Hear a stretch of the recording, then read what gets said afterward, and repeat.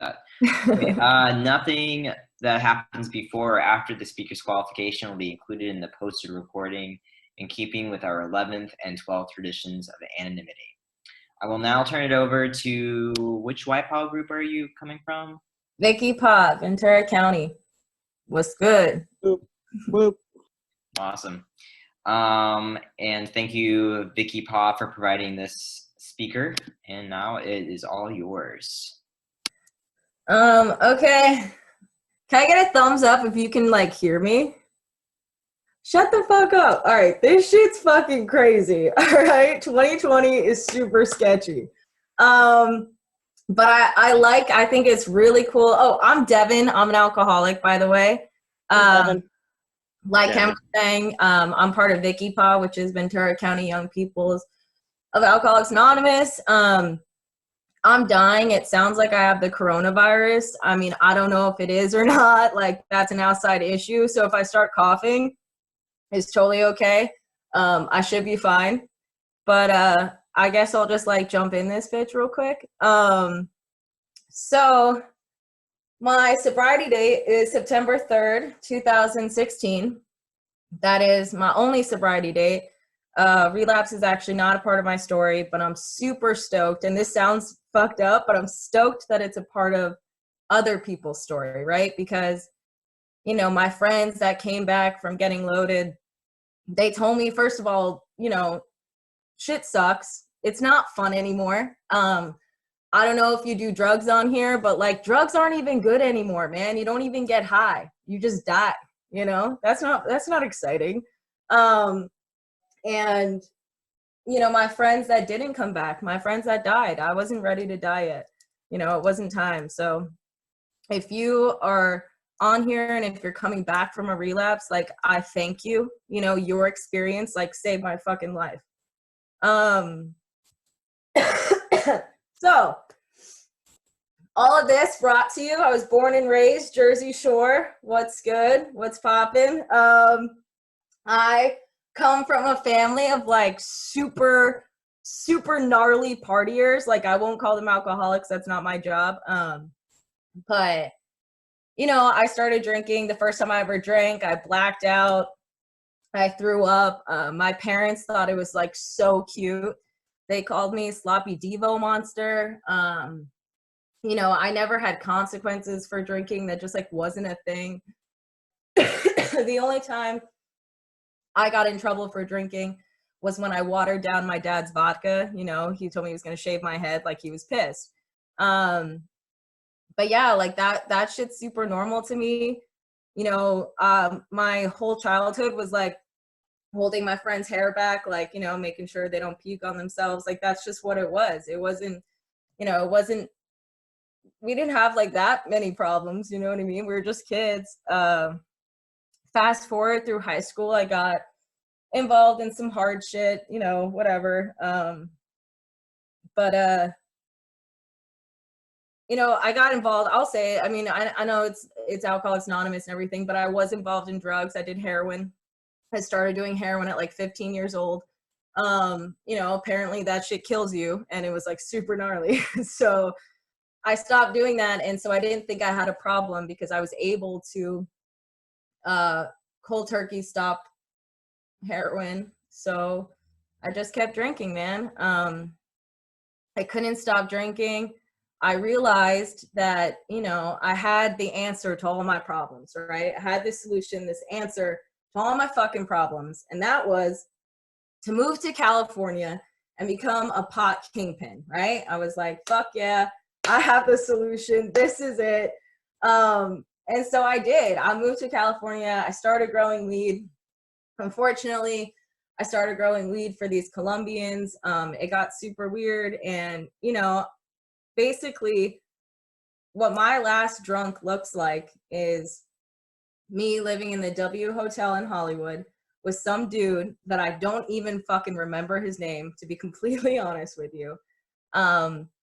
It's me, you know, with a knife in my hand, a handle of tequila next to me, a bottle of Jameson, both empty. I stabbed myself in the hand by accident. I don't know. It just happened. And I poured blood all over my body. I posted it on Snapchat. And you know, Snapchat is social media, so like people saw that shit and like they got concerned, you know what I mean? And I had this chick I grew up with come to my house. She knocked on my door, and she had 10 years of sobriety.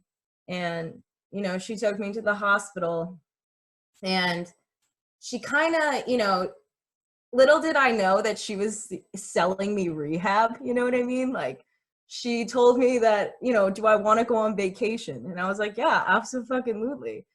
And you know, she told me that I could go hang out in Malibu, like at this facility. And I was like, oh man, like that sounds tight. Like, I'm down. And then she like talked to me kind of a little bit about these meetings they're going to bring me to. And she told me that there was a lot of guys with face tattoos on parole at these meetings. And I was like, boom, like, let's do this. So I was dropped off at a treatment center. That was September 3rd, 2016. And I will tell you that I did not walk into the rooms desperate. I walked into the rooms delusional, just completely fucking delusional. I had no idea how much I needed AA. I just didn't, right? Like, I didn't even know. The only thing I knew about AA was that it was for quitters. You know, that's what my dad told me. That was the only thing I knew. And so, you know, my first meeting, this is an unpopular opinion, but bro, I thought AA was so cool. Like, I'm not gonna lie to you. I really did.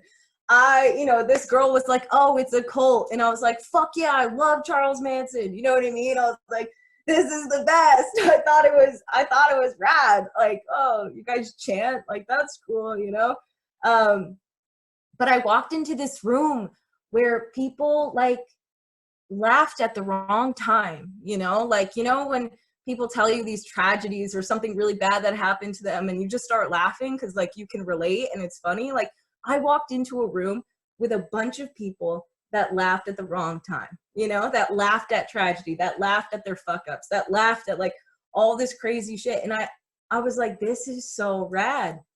And also, like, it was cool because these people kept coming up to me and telling me to, you know, keep coming back. And I was like, oh man, like, they love me. They really like me. I didn't know it was like something that AA tells everybody, you know. I just thought like they really liked me, so they told me to come back. I mean, I'm going to tell you something. Like, when I first got here, I didn't know I was an alcoholic. For my first 30 days, you know, I identified as Devon the hot mess because like I wasn't sure.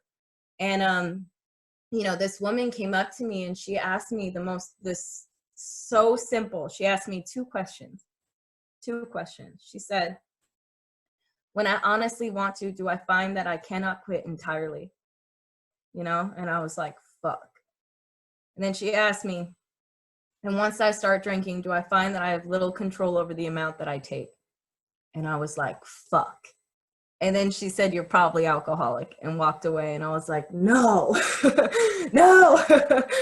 But, and I wish that I could tell you from there on, like, I started, you know, doing the steps and I started getting in the work, but I fucking didn't, man. I fucked around here for, for about 9 months. You know, I sat in your seats. I drank your coffee. I ate your food. And I took up room, you know, And, but for that 9 months, I strived off of pride, you know, how our character defects can also be our survival mechanisms. I strived off of pride. And, you know, it was the pride is like, I'm not going to get loaded. Like, I'm going to stay sober. Like, just fucking watch me, you know? I got kicked out of treatment center because I was a piece of shit. And so, you know, I was like, I'm going to show them and I'm going to stay sober. And, at 9 months, you know, I had my own apartment. I got all these things and I wanted to get high, dude. I wanted to drink. I wanted to get fucked up. And I showed up to the treatment center that kicked me out at one of their alumni meetings with my tail between my legs. And I told them that I wanted to drink and I asked them what to do. And they pointed at a girl and they said, go read the book with her. And I was like, all right, like, let's fucking run it. And 30 days after that moment, you know, I worked the 12 steps. I worked the 12 steps in 30 days. And and started sponsoring women. And bro, that shit, the 12 steps is fucking fire. The big book, fucking fire. All right, let's just throw that, let's just put that on the table. You know, I am a woman that likes the effect produced by drugs and alcohol, but I'll tell you that I'm also a woman that likes the effects produced by the 12 steps of Alcoholics Anonymous, right? All those things that I love the way, you know, when you get drunk and, you know, when you have like 3 shots or something and you feel good, you feel warmth, you feel connection with people, you can talk, you're social and whatever. I wish I could just stop there, right? On that good feeling. I can't, because I can't stop drinking, right? I just can't fucking stop drinking. The effects of the 12 steps, it's like all those good feelings. I don't wake up where I don't know where I am, man. I feel connected. I feel warm. I feel okay. Like that shit. That's what I want. And that's the effects. That's what I get. You know, for me, it was kind of gnarly. I walked in here, you know, hail Satan, what's up? Like that's where I was at. And you guys told me that I needed this higher power. You know, my sponsor sat me down and, you know, she asked me one simple question, one simple fucking question. She said, do you believe that I believe? And I was like, yeah, for sure. I think you believe in God, you know? And she told me that was all I needed. That was all I needed to start this thing. And so I ran off that. And it was simple. The way that she read the book with me and the way we went through this and the way we did the work, it was simple. It was so simple. The first time she ever, you know, had me write something down was step 4, man, because we did it directly out of the big book. That was it. I needed it to be as simple as possible because I needed this immediate freedom. You know, the people that, and if you write things down for step 1, step 2, step 3, like all power to you, man. That's fucking awesome. Get on with your bad self. But for me, I didn't have the luxury of time. I needed to find God and I needed to find freedom. And through doing this, you know, I have the first evidence of God I ever felt in my life was my 5th step. Like I didn't feel God until my 5th step. And I had evidence. And that's why I solely started believing, because I had this tangible fucking evidence in front of me. You know, I'll give you a little piece of that really quick is that, you know, that one thing that you're not going to put, you know, you're not going to tell anybody ever.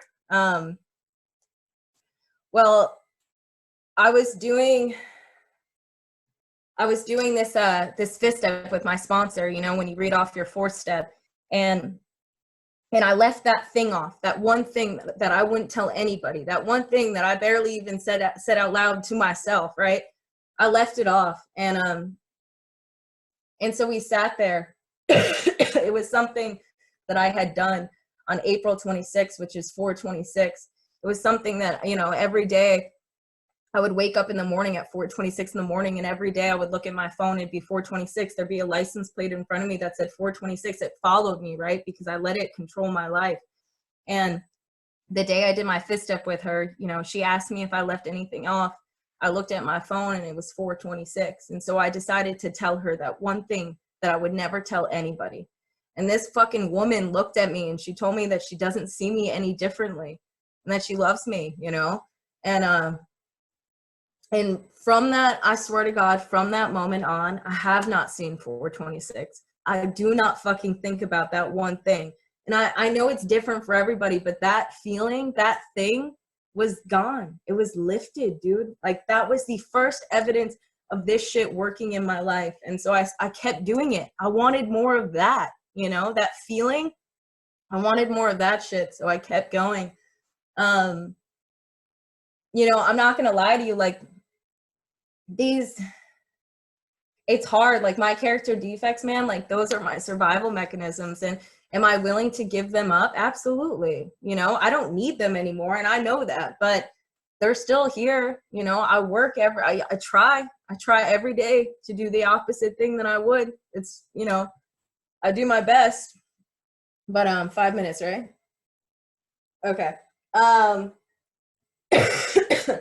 Basically, where I'm at right now, you know, through doing this, I call it God. I don't give a shit what you fucking call it. It could be, you know, my sponsee calls it the spaghetti monster. Like, I don't give a shit. It could be whatever the fuck you want it to be. But I have this thing, right? I have this thing that I believe in. I have this thing that I fucking trust. And I have this thing that takes away my fear. And I don't know if you know what that feels like, but that shit is freedom, you know? This thing, after doing this process, my God, has completely lifted the obsession. The obsession to drink and use, it's not fucking there, man. My God has removed that drink problem, that drink obsession. It's removed for today, as long as I keep doing this simple shit that I need to keep doing, you know?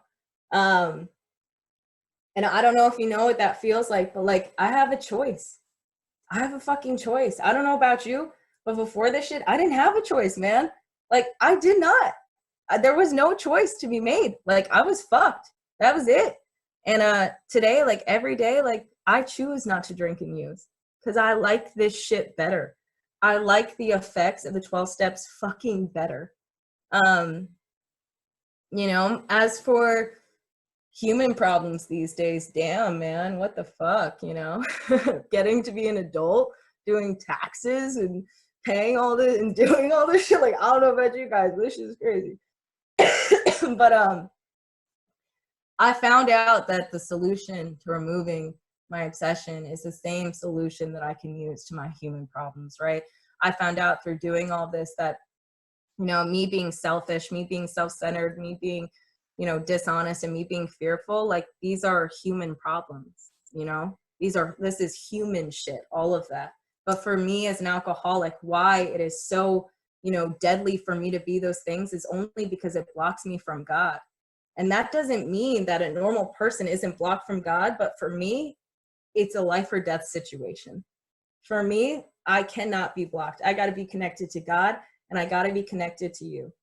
And all of that shit, that selfishness, that self-centeredness, that dishonesty, that fearfulness, that shit blocks me, right? And I can't do this without you and without God. But what I have found is that humans are suffering, man. Those bedevilments it talks about in the big book, man, fucking humans, all humans suffer. It does not say alcoholic problems. It says human problems before the bedevilments. And that's the truth. And, you know, through the, 3.5 years I have, like, I've helped everybody. I don't care if you're alcoholic. I don't care if you're a drug addict. I don't care if you're human and you're not. You're none of those things. Somebody out there is fucking struggling. And I don't know how much time you have. Chick from Turkey, fucking newcomer. Hell yeah. Handle it. That's fucking rad. 5 days. Keep fucking going. The best thing that I can tell you, help somebody. Help somebody. Action. It is action. You know, I don't know if you're on your third step. I don't know if you're on your second step. I don't know what step you're on. For me, my third step, what was the action behind the decision? My 4th step. And I banged that shit out, man. I told you, I needed that immediate freedom, and that's something that you can find in this book. You know how it's like so big? I wish I had it right here. Do I? Aha! Ready? I'm going to end with this. This fucking big book that saved my goddamn fucking life, it's only that many pages, motherfuckers. This shit is 164 fucking pages. That shit will save your life. All right? And that's all I have. Thank you. Thank you so much.